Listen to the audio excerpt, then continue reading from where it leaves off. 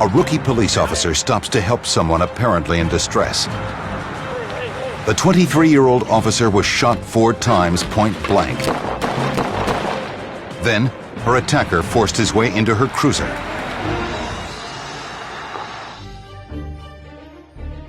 On February 2nd, 1998, recent Police Academy graduate Katy Conway was flagged down on a deserted downtown street of Cincinnati, Ohio.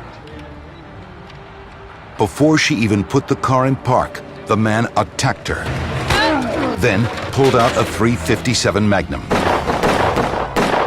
The assailant then hijacked the patrol car and began driving, with Katy still inside. Katy's body was riddled with bullets. She was beginning to bleed profusely. But the newly trained cop was still conscious. As she struggled with her attacker, she reached for her radio.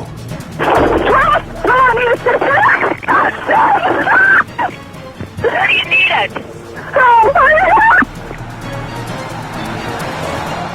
This blood-curdling scream kind of came over the radio saying, "I've been shot." We knew it was Katy.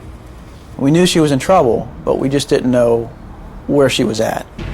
Katy could be shot again at any moment. She couldn't risk using her radio again. As we're heading downtown, we had no idea where to look for her. Katy had just one chance to save herself. She got her gun out of her holster and fired.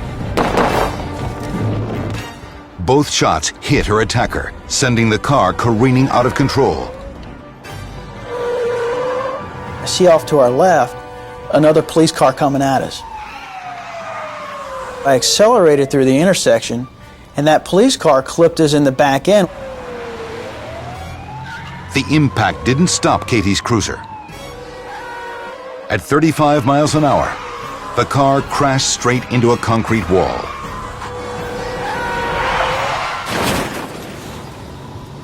Then the radio came on again. I've been involved in a shooting on Central Parkway, north of Liberty, and some help. The officers realized it was Katy's cruiser that had crashed. They raced over. My first impression when I saw Katy was, I'm looking at a dead policeman. Katy was in the passenger seat of the car. She still had her gun on the feller. We have computers in our car that sit between the two seats. Her body from the impact actually hit that computer and it blew it up. I mean, there were parts everywhere. She was just looking at me through the window. It was this, ghostly blank stare. And I'm begging her. I said, "Katy, you got to open the door. You got to unlock the door." She finally opened the door. When she opened the door, we held her.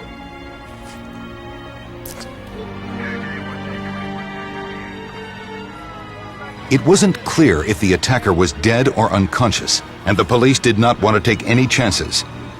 One officer kept Katy's gun aimed at him, until another officer disarmed him and handcuffed him to the steering wheel.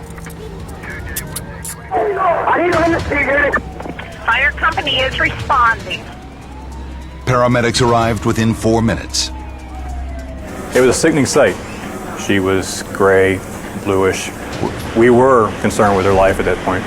She was very unstable, her blood pressure was dropping, and she was in early stages of shock.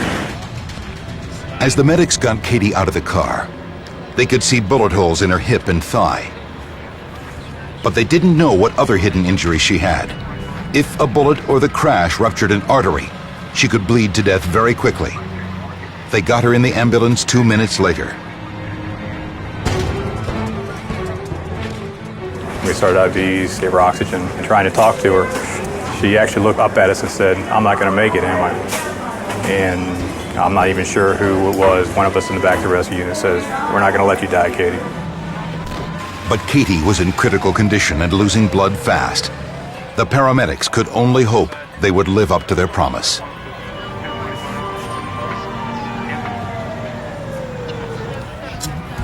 The assailant was pronounced dead at the scene. Katy was rushed to Cincinnati's University Hospital. Seeing a gunshot wound is not an unusual part of the business day here, if you will, but it's always different when you hear it's an officer. The words "officer shot" are one of the things that certainly puts my stomach in a knot. I just remember having kind of a cold chill when those words first rang out. The most urgent priority was to find out where the bullets had penetrated Katy's body. If any one of them had severed a major blood vessel, she could bleed to death. As a nurse cut off Katy's uniform, Dr. Johannigman spotted a bullet lodged in her clothes. When I saw that, I knew it was a large caliber weapon. How do you get shot 4 times at point blank range with a .357 and then go on to survive? 2, 3.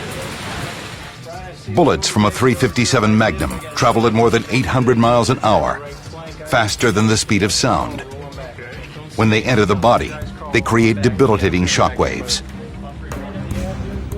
It's exactly like a sonic boom. The shockwave an airplane pushes through air is similar to the shockwave a bullet pushes through tissue as it moves through a patient's body.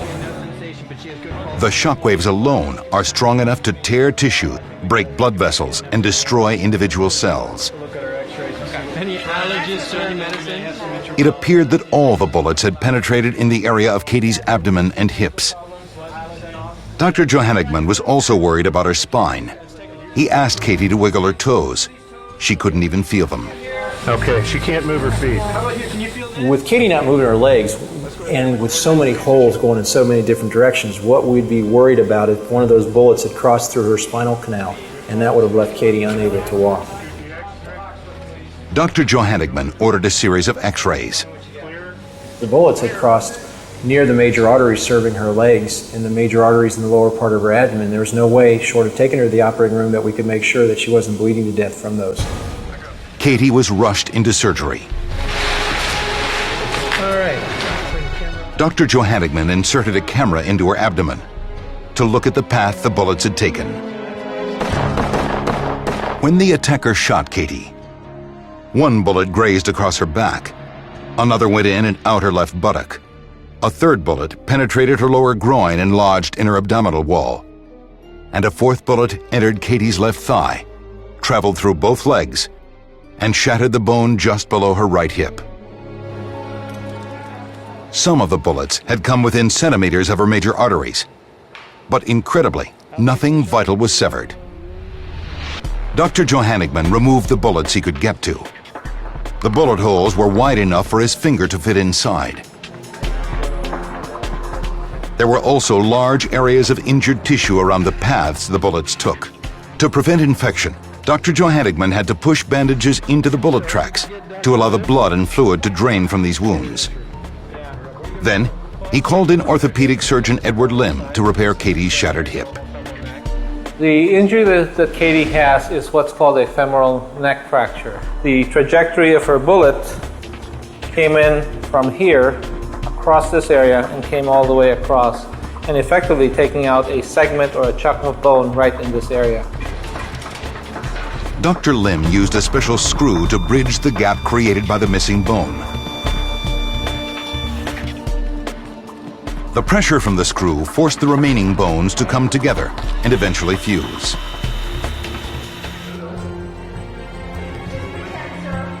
That was all the surgeons could do for Katy.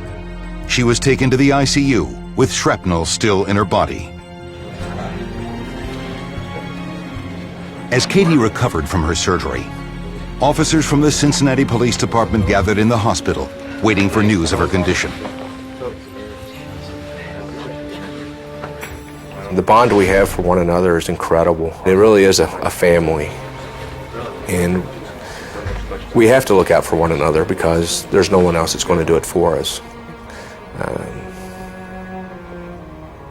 And when something happens, something's happened to our family.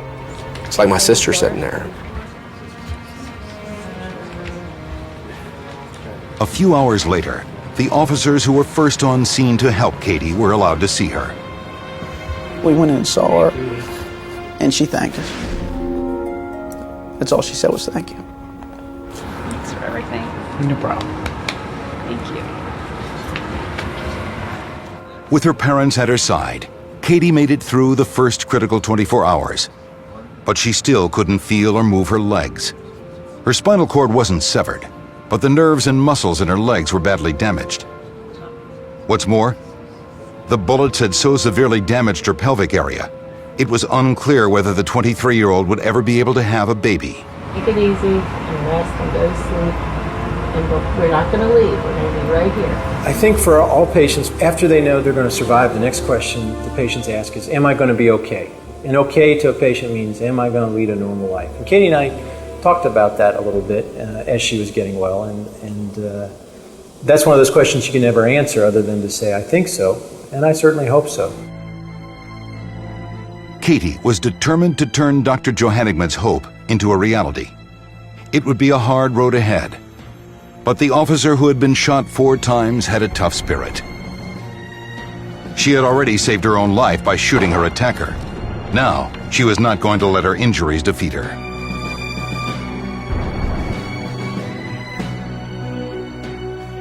I was just happy to be alive. I kept thinking, if I'm going to be in a wheelchair, that's okay. I'm still alive. I'll learn to, be in a wheelchair or walk or whatever I needed to use to get around.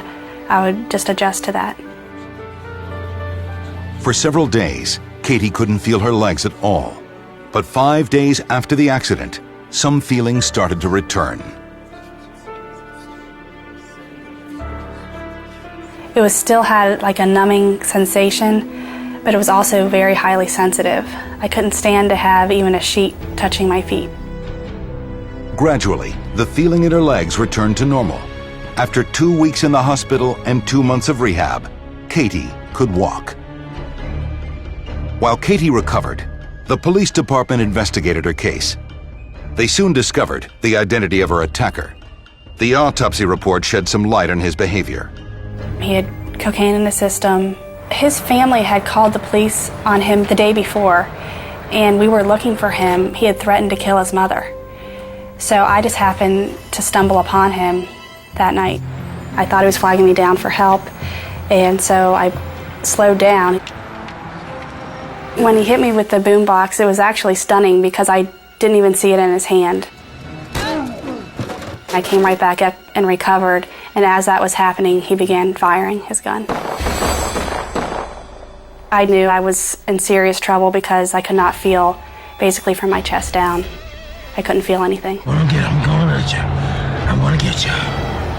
I knew something had to be done because I knew I was still alive, and I wanted to remain that way, and I knew somebody was going to die that night, but I didn't want it to be me.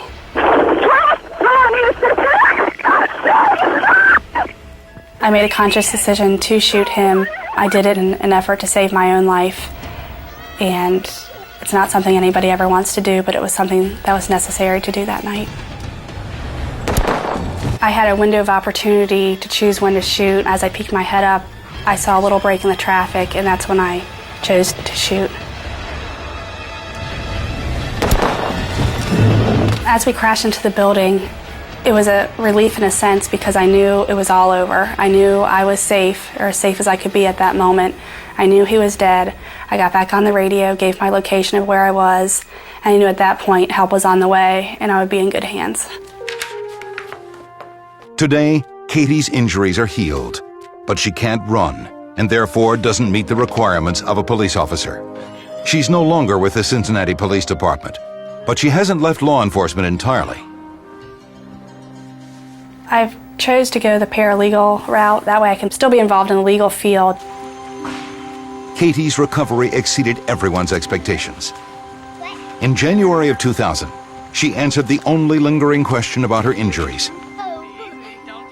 She gave birth to a beautiful girl named Kelly. I hope to have a long, happy, healthy life with my daughter and lots of happy times ahead.